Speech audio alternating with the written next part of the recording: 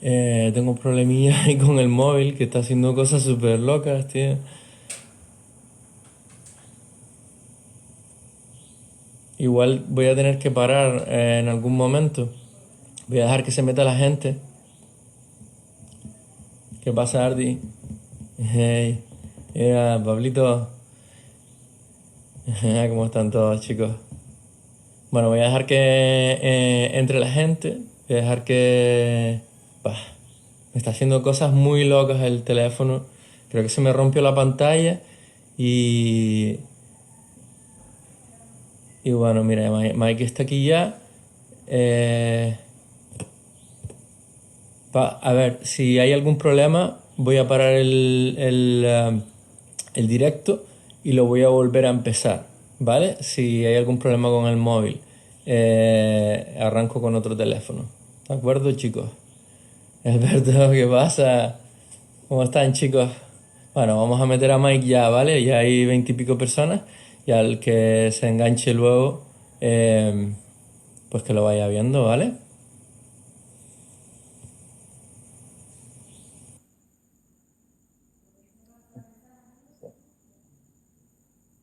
Ahí estamos esperando a Mike, a ver si entra. Hey, Mike, how you doing? What's happening? What's up, lad? Oh, hey. Sorry, I have some issues with my phone because I think the screen is broken. So suddenly start to like touching things and freaking out. So if I have any problem with the phone, what I'm gonna do is like I'm stopping the broadcasting and I change the phone. Okay. Okay, just in case I'm off the screen. Okay, whatever. Okay, we got people here. Just waiting for everyone to come. So I'm gonna introduce a little bit what we're gonna do and so on. Okay. Mike, what I'm gonna do, we haven't got the time actually to talk about it, but what I'm gonna do is like I'm gonna try to translate what we talk. Okay. So if you talk a little bit slowly, then people can understand. People that don't control English very well, and then every 30 seconds or so, I will try to stop you or to translate a little bit what you're saying. Okay. Okay. Just don't feel you're being rude. Just tell me, hey, I'm gonna translate, and then I'll just. Yeah, I'm gonna stop you. Like, wait. Yeah. Okay. But, okay. So I'm gonna tell what we're gonna do in Spanish now, and then we can start. Bueno, chicos, vamos a ver aquí abajo. Supongo que lo están viendo debajo mía. Está Mike Stewart. Okay. Not good. You remember that? Mike, Mike es un buen amigo. Lo conozco desde los años 90, creo que en el 92 lo conocí. No necesita mucha introducción porque todo el mundo conoce quién es Mike Stewart, ¿verdad? Pero sí lo que vamos a intentar hacer es un poco hablar de anécdotas y cosas que han pasado en su vida. Preguntas que nos han hecho por ahí algunos de los chicos, ¿verdad? Pueden estar, voy a intentar mirar de vez en cuando, ¿vale? No, es un poco difícil porque mi teléfono está roto, no sé si puedo subir y bajar, ¿vale? Entonces, Mike es una de las leyendas vivas del surfing mundial, no solo del bodyboard, también del body surfing. Ha estado muchas veces en España, muchos de los que están aquí los conocen. Aquí tenemos gente de Puerto Rico que nos están viendo, gente de Chile, estoy viendo aquí que están entrando todos, muchos de Canarias, de España. Voy a intentar traducir todo lo que él va diciendo. Va a ser un poquito lento, pero no me voy a intentar no perder. Mi teléfono está roto, si se para la conexión, voy a intentar reconectar con otro teléfono, ¿vale? Okay, Mike. So I'm saying, everyone, you don't need a lot of introductions. Everyone knows you. But what we're gonna do is trying to we got people from Chile, people from Puerto Rico now. I'm just watching what people is in people coming now into the broadcasting. People from the Canaries mainly, and a lot of people from Spain also. So what I'm saying is everyone knows you, knows a lot about you. I have a couple questions from friends and people that contact me during these days. And a few completely different questions, but what I really want is you to, people to know you as a person, what you like, and a little, things that happen in your life that probably people don't know. We've been talking a lot during these years, and I know a few things that we've been chatting during these years that are super cool that I really want people to know. So my first question is, what is happening now in Hawaii? How is your family? And how are you feeling? What are you feeling about this situation? What is happening in the world, and what is happening in Hawaii at the moment? Yeah, what's happening here is, there's basically supposedly a quarantine. Everyone's supposed to remain in their house, and except for essential things. However, they're allowing you to get exercise. They're allowing you to surf, to go in the ocean and surf. So that's kind of cool, right? So we can go in the ocean and surf and get some exercise. And so anyway, that's kind of what's happening here. As far as me personally, like it hasn't, as far as like a personal, like day-to-day thing, it hasn't really affected me too much. I work from home anyway, and I surf here, so it's like, it's not much has changed from that perspective. Of course, there's, globally what's happening is pretty crazy. So economically, there's going to be some huge impacts, etc. But me personally and the family, everyone's healthy, everyone's cool. So far so good. And we live on a small farm, and we're in a good spot. Yeah, okay. Bueno, Mike me está contando un poco cómo está la situación ahora en Hawái. Para él dice que en su día a día realmente no ha cambiado demasiado, porque en Hawái dejan que la gente haga ejercicio, entre ellos está el surfing. Él trabaja desde casa normalmente. Yo he estado trabajando con él durante años también. Entonces sé que su oficina está por ahí cerca de donde está. Él vive en una finca en la isla de Hawái. Entonces, dice que para él no ha cambiado mucho, que la situación es muy, muy loca. Es un poco difícil de entender lo que está pasando, pero que en su día a día no está afectando. Your kids are with you, right? At home also? Yeah. Vale, entonces... So I went this morning into, I went surfing this morning. I'm just surfing. It was real small body surfing with my son, so that was cool. Yeah. Dice que esta mañana... much waves, but it was good. It was nice to get in the water. Okay. Yeah. Dice que en Hawái no realmente en la isla de Hawái no la ha cambiado, y sus hijos eso sí están con él. Hay una cuarentena, la gente tiene que estar en casa, y bueno, puedes salir para lo que está pasando también en España y en casi todos los países del mundo, ¿no? Que puedes ir al supermercado, a la farmacia y eso. Pero poco la ha cambiado, es una suerte. So Mike, we have a few questions from my friends regarding several issues and people that want to know about you. My first question is about the technology that you like.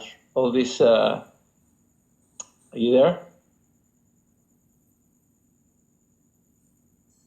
Creo que he perdido a Mike aquí por un momento. Sorry, the call came in, and anyway, sorry about that. Can you repeat that? Sorry. Yeah, sure. My first question is about you really like technology, okay? You've been developing a few things, not only in the bodyboarding sector, but also in different. You have been in MIT, also in Massachusetts, right? Yes, is that correct? Actually, that's the guy who's contacting me right now. Oh, really? Incredible. Okay. And I have a friend also with the that using is a bodyboarder, body surfer, sorry, in Bilbao. Actually, his father just is an old person, 90 years old, and he yeah, he got the COVID-19, and but he's okay now. He recovered from that, so it's 90. super cool. The guy's 90. Yes. And he recovered. That's pretty cool. Yeah, he's here now, Javier. He's a body surfer that I met from Bilbao that I met in the Canaries, like I don't know, a few months ago. And he was the first person actually asking this, and then he got a GPS in the GoPro 7, something like that. And he said, I don't know if the speed or all these gimmicks that I have in the camera is actually working or not with the speed and so on, and what is your experience with that? Because I think you have been doing that. So I'm going to translate this into Spanish first, and then you answer that, okay? Yeah, no worries. So, le estoy preguntando a Mike que a él le gusta mucho la tecnología, es mi primera pregunta para él. Él ha hecho muchas cosas de desarrollo de invenciones y tal que están fuera del bodyboard, que la gente puede ser que no lo conozca. Y Javi de Bilbao, que su padre tiene 90 años, y Javi, que estás ahí, y preguntabas acerca de la GoPro, que tenía una GPS, y bueno, él está muy, muy metido en el rollo de la tecnología y tal, y le encanta. Y la velocidad que coge, si es verdad lo que te está diciendo, los datos, y ese cómo funciona, ¿no? So Mike, what is your experience with the... estaba en Massachusetts, que justo ahora, viste, que se le paró la cámara, pues justo le estaban llamando del MIT, que es uno de los centros de desarrollo de Estados Unidos de tecnología más potentes del mundo. Es una pasada, le invitaron a ir. So what is your experience with the MIT and all these technologies? Yeah, and what you have been... What's up, Yeah. So yeah, it's super cool. Yeah, he invited me over there to meet some of his professors and some of the people that that he thought I might be interested in, and it was actually one of the best trips I've ever been on. It was so cool to experience, go up there and just kind of get into that world. You know, it's just amazing, man. The brain power there is like hard to fathom, but really interesting, really neat, and fascinating. So yeah, that trip was really good. I think, you know, for me, like the main thing was trying to figure out, and I think a lot of chemists and scientists are on this to some degree, but finding materials that are more ecologically friendly and trying to find solutions to polymers and materials that are better for the environment. So that was kind of like, I mean, if there's anything that I was to hope to gain and communicate, that was it. So that was the main thrust. But yeah, sorry. I got to say this. Dice que fue invitado a Massachusetts, al centro de desarrollo, y ellos dice que son la cantidad de inteligencia que hay ahí metida es una pasada. De hecho, están trabajando también con el tema del COVID y que están buscando nuevos materiales más ecológicos, polímeros completamente diferentes. You talking about materials? Yeah, mainly materials, but you know, there's a lot of other things there that were really fascinating, like lots of different manufacturing, like additive manufacturing, with all the different printing types. We went into the media lab as well, and that was really interesting. And then, you know, some other visits with different places. We went to this one place that had kind of like light receptive fibers, and was able to, that was kind of interesting. Like there's some really interesting fabrics that were able to be woven in with these photoreceptor type materials. Wow. That was, yeah, I found that quite compelling, and just really, you know, it's just really cool to see what the most cutting edge technologies are right now. Just get your mind just like spinning, you know, and oh my gosh, like pretty Él amazing. es, él es un fascinado de la tecnología, por eso probablemente su marca se llama Science. Y dice que también era súper interesante en Massachusetts ver los nuevos fábricas. Había telas y materiales que son fotosensibles y bueno, era completamente flipada. And what is it, all this and all these technologies coming into the bodyboarding sector? Well, you know You me, I'm always looking for things like that to kind of bring into the surf industry, surf world, and bodyboarding in particular, body surfing and wave riding, yeah, there's all kinds of. I mean, you know, your mind just spins. Like my mind just spins on different possibilities and things. But bigger picture stuff too. You know, like plastic replacements and materials that can degrade over time or with a catalyst and different uh-huh. different opportunities and possibilities, I guess. Entonces Mike está diciendo que lo que está intentando buscar son diferentes materiales que puedan ser mucho más ecológicos, diferentes y mucho más adaptables al tema del bodyboard, ¿no? Del bodyboard, no solo de las tablas, ¿no? So, from there, desde aquí, ¿cómo vamos hasta cómo es su interés en la tecnología y cómo la aplica al bodyboard? So, how you apply all this technology? The question from my friend of the GoPro with the GPS, where are we going from there? What is the applications of this technology? Is that working? I mean, you feel that the GPS on the GoPro, things like that are working really? Or it's just something Yeah, I fun? mean, it's mainly, you know, I think when you say it's working, like, yeah, you can, it's pretty, let's see. Actually, Amir's just messaging me. Yeah, so getting to the GPS part, yeah, I mean, it's getting pretty accurate. It'll get more and more accurate as time progresses and you know, all these like, more of the satellites are up there and start really triangulating everyone. It's going to be pretty accurate. And that's one aspect of it. But I mean, where that could potentially lead is pretty interesting. You know, like I've been in discussions with Surfline, and they're talking about, you know, they already have this application where you sign up for this program and they will log all your waves if you have an iWatch or a Rip Curl watch. And Yes. basically what it does is it tells you the time and then it links in to the particular video. And, you know, you can kind of run a little bit ahead of where that is right now and where it could potentially go. And it's pretty compelling. So, Yeah. you know, and there's more and more cameras. I mean, that's going to be inevitable as well. So I think that more and more sessions and waves are going to be more and more recorded. So that's kind of an interesting. Maybe into the marketing or in competition, maybe something. Competitions or you know, just research or, you know, there's all kinds of stuff that potentially could be that this could lead into. So that's just one little tangent of this, you know, when you kind of bring up GPS and kind of technology and surf. But I mean, Okay. I've been kind of like fantasizing that, you know, eventually there's going to be, I think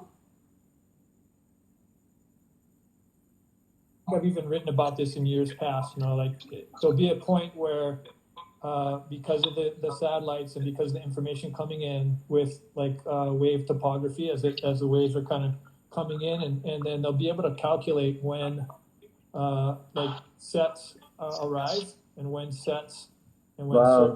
like down to the sets. I mean, there's this like a product in Australia. It's like a buoy that they put out there and it kind of warns you when sets are coming. But imagine that, but with the whole information of the ocean. So they'll be able to pinpoint when rogue waves happen. Vale, él está, that's very long. Yeah, Bueno, para Mike para traducir un poco al español y él me está hablando un poco de cómo la tecnología está llegando al surfing, incluso hasta el nivel, porque Javier me preguntaba por la GoPro, el GPS, efectivamente dice que sí, que funciona, que normalmente mientras más satélites hay, más detallada es la información que te pueden dar de las olas que surfeas, la velocidad que vas, etcétera y tal. Pero es que están llegando hasta el nivel en que me estaba diciendo que con la gente de Surfline estaba mirando que es posible, va a ser posible en un momento dado que hasta los relojes como los Rip Curl y todo esto te den información de cuándo te está llegando la serie. O sea, que imagínate el nivel que podríamos llegar hasta... What you have developed? Because I have another friend asking me another question, and this is very interesting. Someone said, "Hey, why you don't ask Mike about this idea that I have? There is a board, like a bodyboard with the materials of the surfboard, and it's going to be faster and blah, blah." And I said, "I'm very sure that everything that you can think, Mike did it already." so from there, not everything, but yeah. I think really, I mean, yeah, I've been at this thing for a long time, you know, ever since Tom Mori days, like back in late 70s. And since then, I've been, you know, this has kind of been my world, right? Wave riding and trying to like figure out ways to improve the boards and how to get the technology better and how to like, you know, extract more performance or more something out of the boards. The thing with fiberglass is currently, you know, one of the things that makes bodyboarding unique is that it's quite flexible. Now, surfboards flex as well, and that's becoming more and more known about, but it's still not totally quantified. So, you know, the flex that's a big part of what makes a bodyboard a bodyboard. You know, the ability to modify and alter your planing surface. Okay.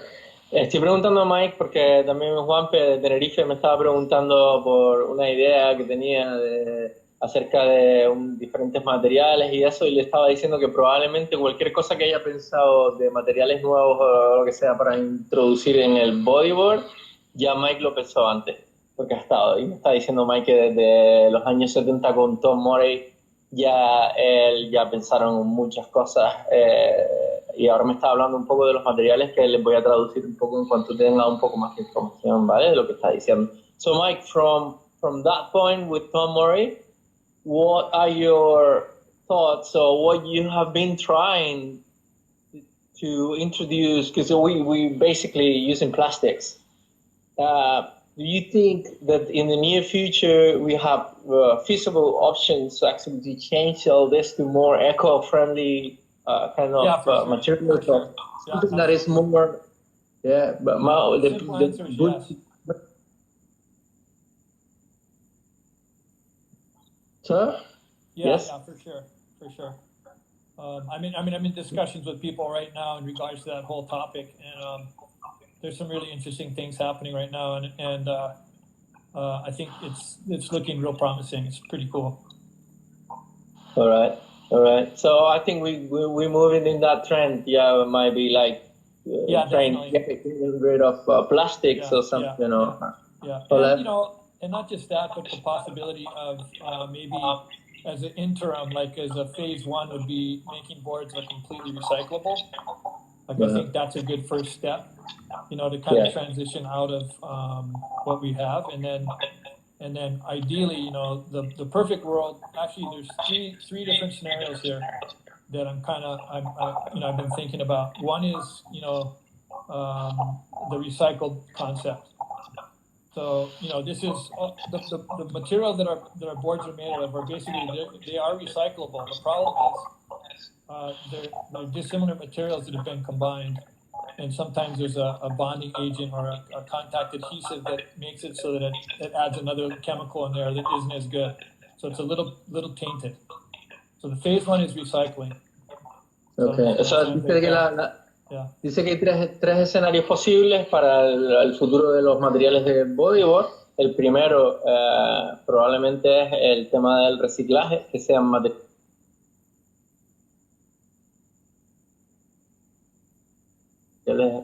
reciclables. Esa es la primera. So that's the first scenario. The second one? Second one is a material that is more ecologically friendly, that'll biodegrade, or that will be not as caustic. So that's a material that might be, more just a better ecological material. And there's some, like a wood board, I think is pretty interesting. So I've been looking at revisiting. I mean, I know you guys might have seen it. Some years back, I came up with. And it wasn't really, I didn't really invent anything. I just said, okay, we're going to start selling these Polonia boards, pipe boards made from wood that are pretty cool. They're basically all natural. So that was a pretty cool thing. And I think there's also some different ideas around hollow fibers and natural fibers that you might be able to include as far as the padding, because I do think it's kind of nice. Like I think bodyboards in particular, because you're laying on them, it's nice to have a soft contact point with the board, and that contact point is actually really important because that's what's translating everything. So not just you to the wave, but the wave to you, so you know what's going on. So that contact point is really important. So that's the second one. Yeah. So, me está diciendo que el segundo escenario es hacerlo porque los materiales de hoy en día dice que realmente los plásticos son reciclables, lo que pasa es que no hay la fórmula de llegar hasta ahí. Entonces la siguiente sería trabajar con materiales más ecológicos que sean reciclables a la vez, lógicamente que son ecológicos. Lo importante dice que han trabajado sobre el tema de la madera, de trabajar con Polonia y que este tipo de materiales, lo más importante con el que están trabajando es el contacto, tu contacto con la tabla, la sensación que te pueda llegar a dar ir surfear en ese tipo de materiales. El punto de contacto es lo más importante y es lo que hay que realmente pensar. Entonces están mirando ese tipo de materiales, ¿no? So this is a third scenario then. Yeah, do you have any ideas what the third one might be? Probably I always said that a combination of that could be good.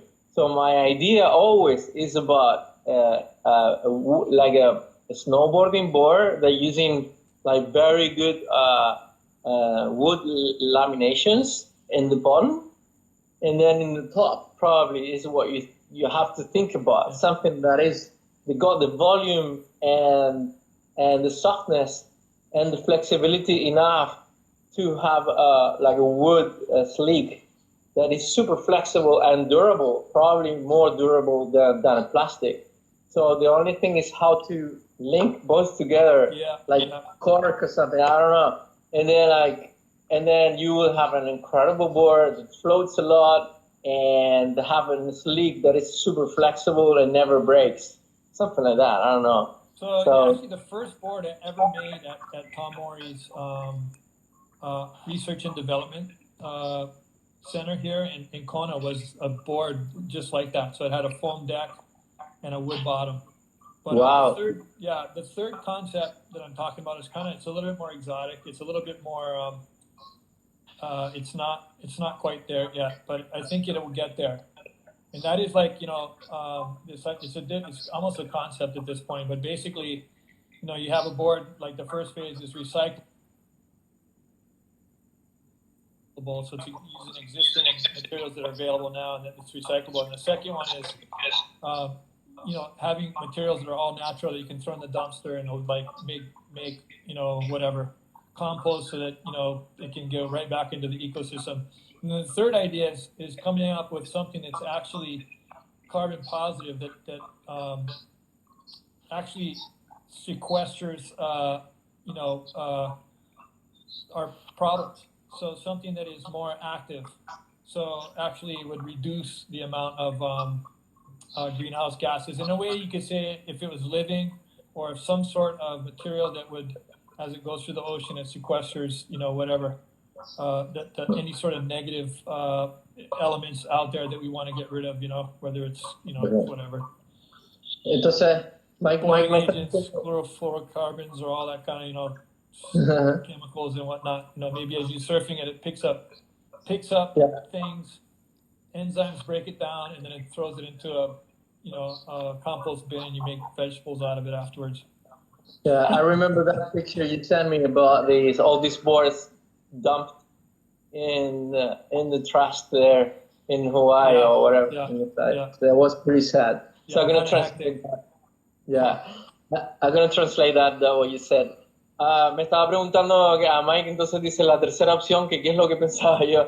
Yo siempre he pensado en tablas un poco le decía, con láminas de madera y algún tipo de material del núcleo que sirviera, que flote y que sea flexible y sea ecológico, a lo mejor el corcho o algo así, ¿no?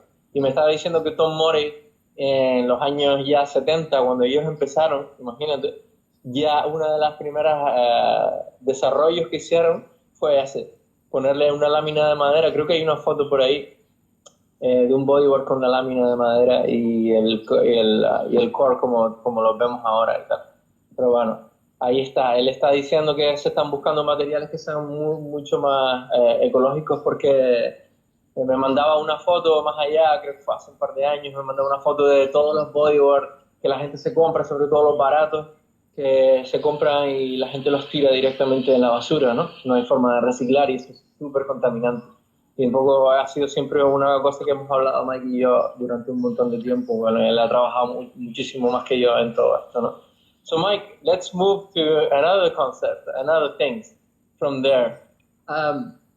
People is requesting all the time, over and over, about your age and how you do to being fit and being active and being with all this, willingness to go surfing and to being there, and what you do in the day-to-day thing. I know you do, but voy a preguntarle a Mike, voy a cambiar el tema completamente, y un montón de gente se están preguntando cómo Mike, con la edad que tiene, how old are you? I can't remember, like 50 something, like, I don't know, 56 or something. 56, 57 next month. Vale, va a cumplir 57, sí, algo que es alucinante porque él está súper en forma. Le estoy preguntando qué es lo que hace y cómo hace para tener toda esa motivación con 57 años y seguir ahí en el mundo del bodyboard como sigue. So what you do every day in terms of mind and physically to maintain yourself in this state of like healthy and motivated? Yeah, I think the first thing that you got to do is you got to make a decision that you want to change, if that's what you want. Like you first got to start with the idea that it's something that you want to do. If it's something that you think you might want to do and you're like, yeah, that'd be cool, but you're not willing to commit to it, it's not going to happen, just like anything. So, you really have to be,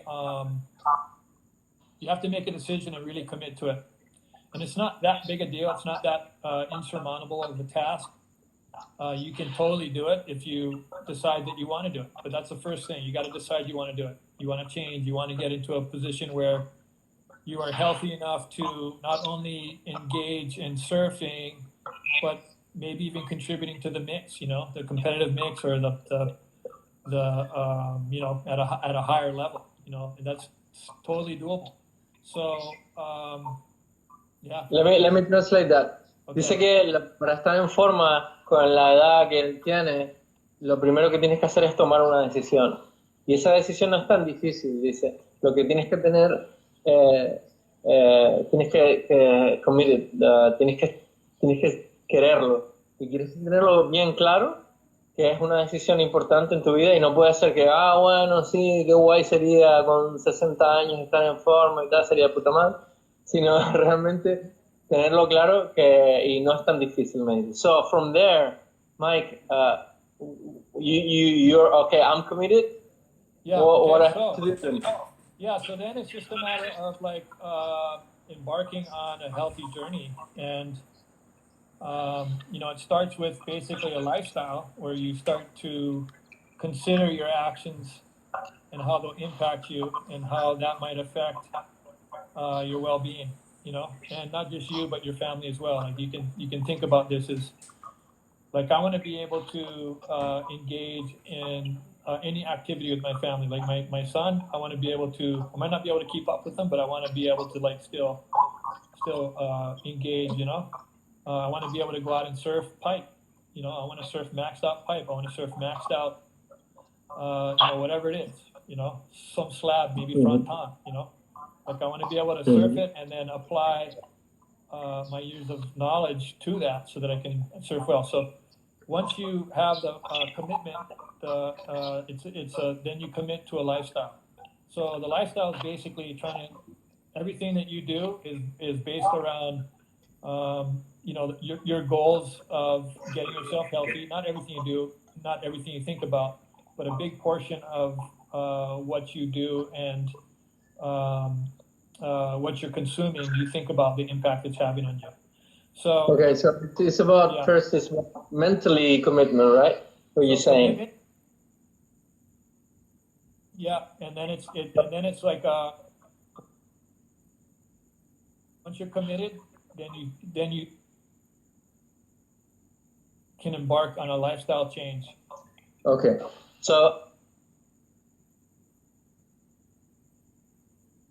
lo que está diciendo Mike es lo primero cuando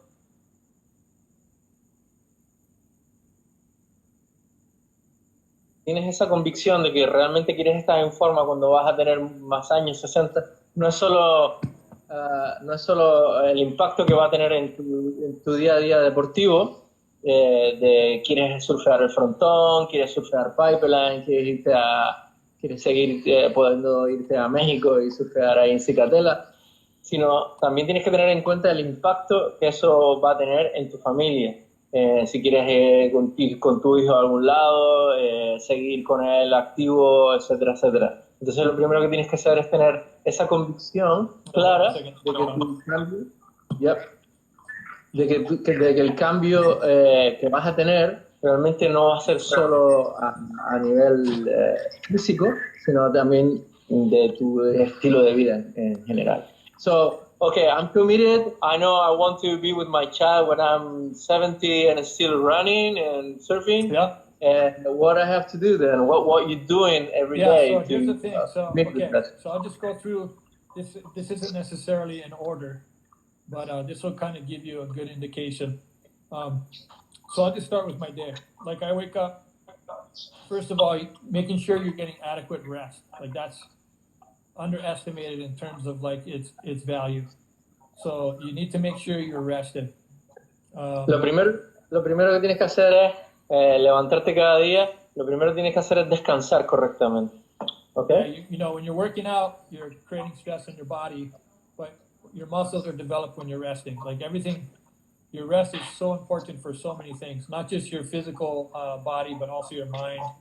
You know, working out, if you have good rest, your mind is clear. You've worked out a lot of different things, you know, throughout the night mentally. You wake up refreshed and ready to embark on another day. And this might take some time. Mental. Yeah, once you get into a rhythm, it starts getting better and better, and then we'll go through that. So first thing is rest. I don't know if you want to translate all that or not, but I'm gonna translate to see. If not, it's gonna be like too much information. Yeah, sure. Good. So, él dice que no solo el descansar es bueno físicamente, sino mental. Tú tienes un buen descanso, es súper importante para poder levantarte con esa frescura en la mente y poder empezar a hacer cosas. Entonces, de esa manera, el descansar se transforma en algo realmente importante. So, okay, we rest good. Yeah, so good rest. So then the next thing I do is I'll get a glass of water. So water is super important, and you can't rely on the city water anymore. There's chemicals they put in it to take care of different bacteria and biological problems. So they make sure you have purified, clean water. The best is spring water, you know, with natural minerals, etc. But really, you want to make sure you're ingesting some really good water. So water is one of the most important things, right? Lo segundo importante, que siempre lo nombra, además me parece súper interesante, siempre que he estado con él y he dado charlas por ahí, siempre dice que el agua es súper crítico. Beber buena agua es una de las cosas más importantes para tu salud.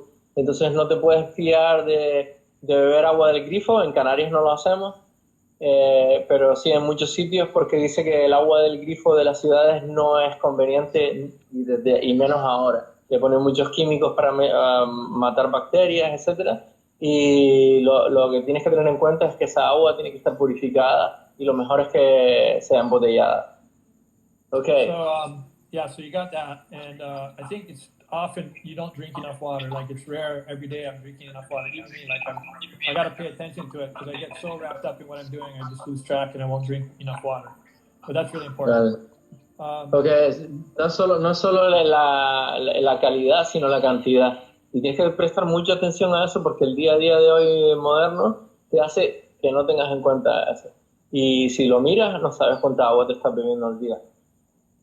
Okay. So, Mike, and then I'm gonna go through this not necessarily in order because probably the next logical thing to talk about would be diet.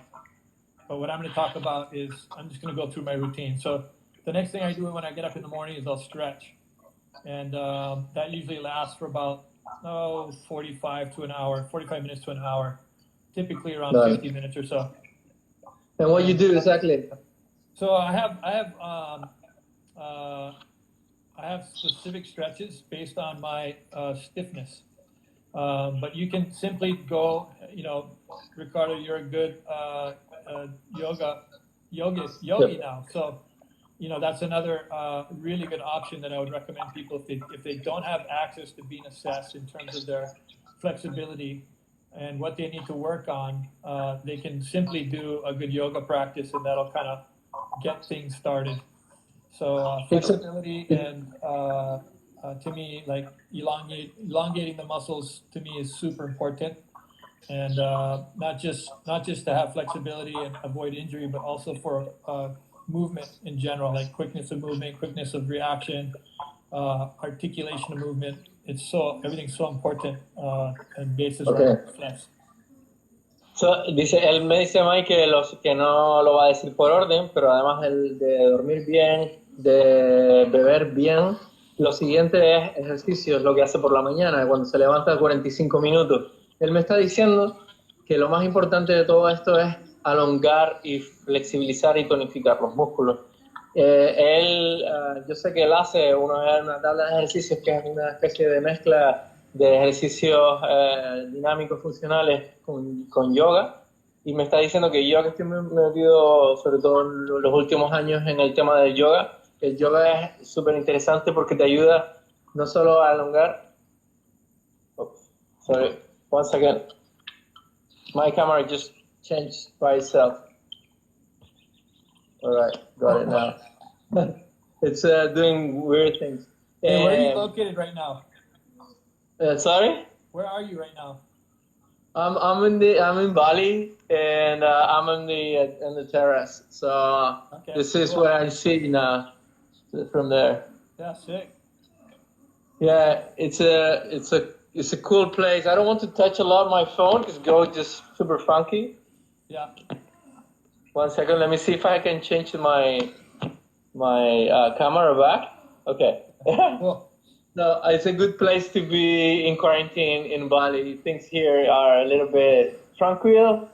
I don't know if we don't have information, but things no tourism. And the beaches are closed. We cannot. Nice. Yeah, but it's okay. We basically we are at home all the time.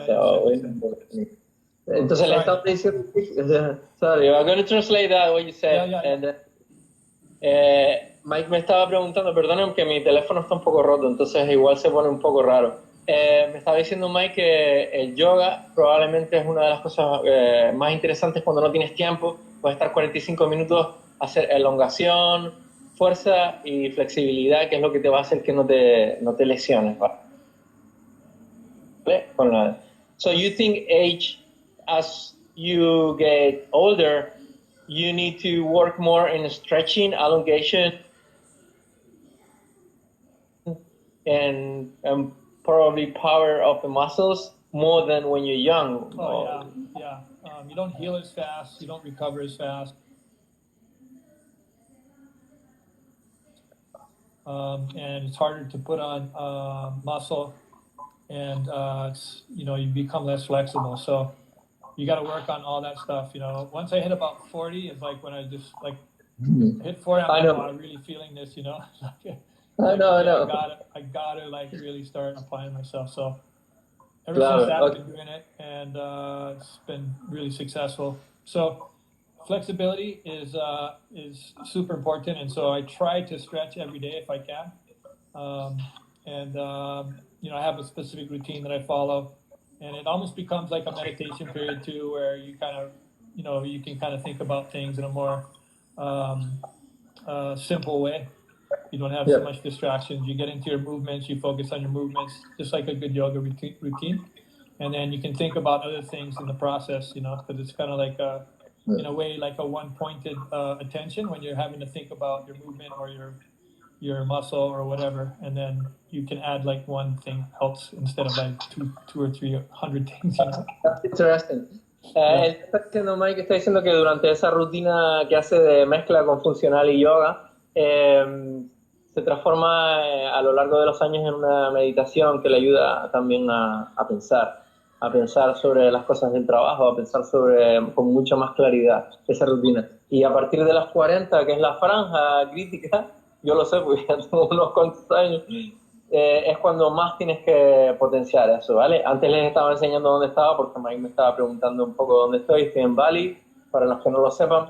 Hemos estado aquí un poco malos y tal, y bueno, con Ardiel el miércoles tenemos otro directo y hablaré un poco más de mi situación aquí, ¿vale? Si alguien está interesado en eso. Ahora estamos hablando de Mike, que está aquí.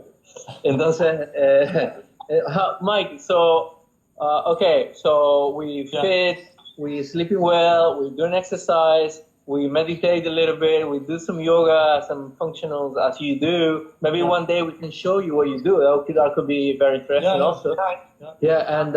And my next question is, you went to Tahiti like a few months ago, last year or something, and you have this. I haven't seen you like in a very big wave outs or with a lot of injuries or something. I don't know. It's rare. And it was quite weird to see you with that thing in your back, following like hell and that. Can you talk about that experience? Estoy preguntando nada más que yo en todos los años que lo conozco nunca lo he visto con grandes lesiones ni un wave outs ahí increíble, pero sí le vi el año pasado en Tahiti, que estaba haciendo body surfing en Tahiti, y se dio una torta que todo el mundo pudimos ver en la espalda. Estoy preguntando que hable sobre eso, ¿no? So what happened? What doing that? So I'm usually, I'm pretty calculated, like you know me pretty well. Like when I surf, especially if I'm surfing technical waves, like I would say I'm extremely calculated, but I'm also quite experienced. Like I've been surfing, heavy waves for the better part of my life. So even when I was really young, I'd surf really shallow waves in Kona, especially if it was small, because if it was small, it needs to be really shallow to break. So interesting. I would be surfing really shallow waves for a very long time. So I understand, how to fall, what the wave is going to do, how to kind of deal with it. And in Tahiti, I had actually a pretty good session. I was body surfing out there, and I was pushing it, and I was getting some really good rides, and everything was going really good. I kept getting sucked over, and that was kind of frustrating, but I wasn't slamming the bottom. And so I kind of like, I was just, at the same time, I was also exploring a little bit. Like I was learning some different techniques to try to go a little bit faster. I was trying to, and I actually found some interesting, like, subtleties that kind of helped me go a little bit quicker. But I still was stuck, even when I was cutting out, I was still getting sucked over, So I'm like, okay, it was towards the end of my session. I got a sick wave. I got a nice barrel. I came out of it. And then I figured, you know, like a bodyboard, you go super fast and then you can cut out easier, right? So I Yeah. kind of had the same idea. I had the same idea to Okay. go really fast, and then try to cut out. And so I figured, okay, I'll talk, you know, and then I started straightening out my body and I started going as fast as I could. And then I went down to the bottom of the wave and I tried to cut out, and I thought it was okay. I got this, you know. And then all of a sudden I just started to feel myself slowly go back over. Oh, I was like, oh no. So, you know, then you cut out and then you start going back over. And I started going back over like head oh, first on my back. And oh,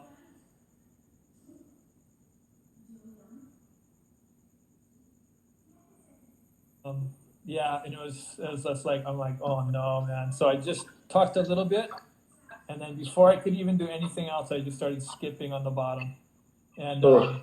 had it been, you know, if it hit my head, like I was flashing about it, like how gnarly it was only when I started getting in that predicament. Like I didn't even think about it prior to that, but while it was happening, I'm thinking, man, this is so dangerous. If I hit my head right now and I get knocked out, they're not going to find me ever. You know, Yeah. I'll just stay down there. You know, you don't Wow. float right away, right? You just you'd stay down there. So, How you manage not to hit your head? yeah, I tuck it in, kind of more like a ball. So, you know, and I'm always trying to protect my head. If I think that it's a situation where I'm gonna, you know, I get tumbled and I think that I might hit my head, I'll bring my arms up and kind of like this, and both of them, and Okay. I'll just like kind of create like a little roll cage. I'm gonna translate all that. Le Yeah. estaba preguntando por su sesión de body surfing en Tahiti, que todo el mundo pudimos ver.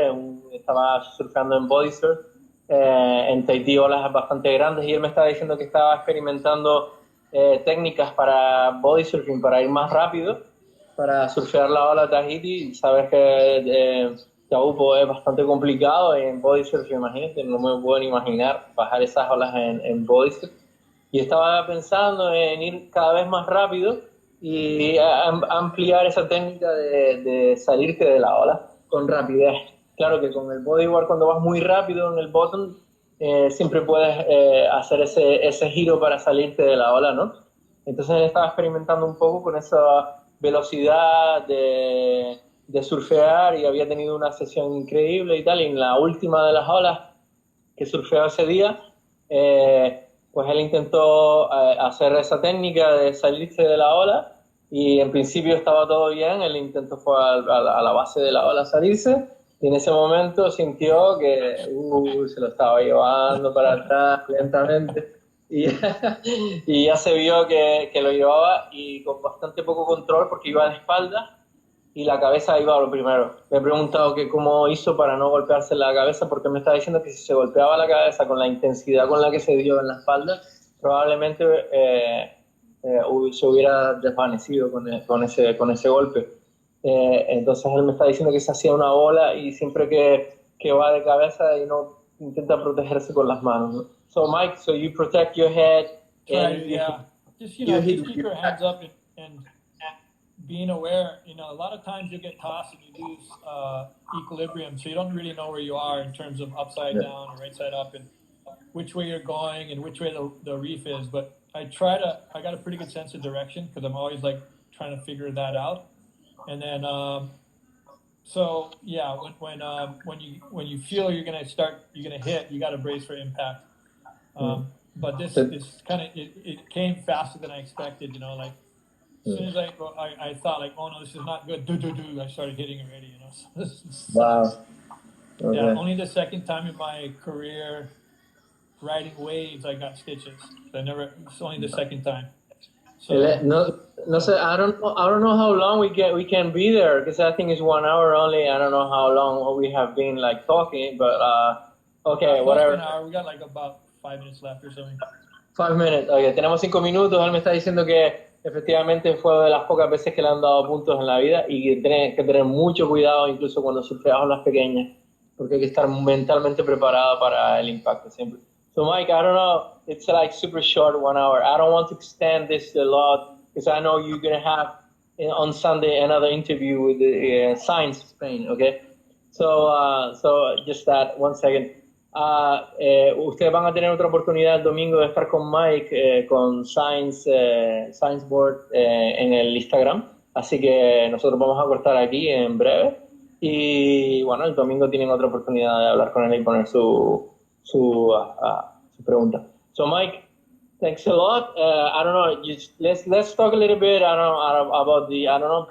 I have some questions here about the future of the sport and what we're going, or some kind of message you might want to give to the people. ¿Qué tipo de mensaje quiere dar en estos últimos 5 minutos que tenemos, no? I just think, I mean, everybody who's locked up that can't get out there, use your mind and surf as much as you can. Stay active as much as you can. You know, I do all my workouts in a small little area in my garage. You can do the same. You know, just find objects to do workouts. You can find tons of stuff online. If you go on Surfline, they have a pretty good like workout routine for surfing. So stay active. Try to be healthy. Eat good food. Stay away from sugary stuff. Drink good water. Rest. Make sure you're active and use your mind, man. Try to imagine and use visualization as much as you can. And if you need a little bit of enticement or enhancement, you can see some videos on Instagram. Sí, me está diciendo Mike que en estos últimos minutos que si quería dar un mensaje, me está diciendo que sean inteligentes, que trabajen incluso en cuarentena ahora con su cuerpo, con su mente, que beban buena agua, y que usen su mente cuando salgan de aquí también, no solo ahora. Manténganse activos, manténganse sanos y lejos de toda la porquería que hay que nos rodea. So Mike, what do you think is the future of bodyboarding now? You mean in regards to what in particular? I mean, I think it's in terms of, you think bodyboarding will grow as a sport? You think it's we going all the way down to nowhere, or? No, I mean, it already exists in pockets, completely like sustainable and independent of anything. So I don't think it's going to go away. I mean, I think the difference between now and when it was booming was there's a lot less, I guess, time and energy and money spent towards the development of it and promotion of it. I think if we had similar, I mean, you know, I made this comment the other day, like, you know, back in the late 80s and the 80s, you wouldn't imagine how many promotional like events and promos and just in the U.S. alone, you wouldn't have any idea. Like, try to make a guess of how many